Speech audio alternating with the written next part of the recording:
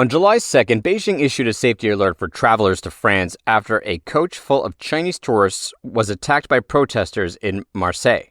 Besides, China's Consulate General in Marseille complained to France, calling for it to ensure the safety of Chinese nationals and their property.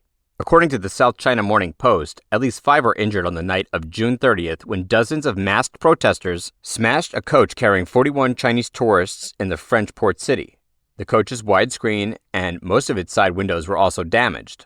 Marseille is among the hardest-hit cities in nationwide protests, which erupted after a 17-year-old delivery driver was shot and killed during a police check near Paris on June 27th. The Chinese Foreign Ministry's Department of Consular Affairs reported in a WeChat post that the Chinese consulate in Marseille immediately reacted in accordance with its emergency system and called French counterparts. When the Chinese bus passengers contacted the consulate, it enabled them to return to China on July 1st.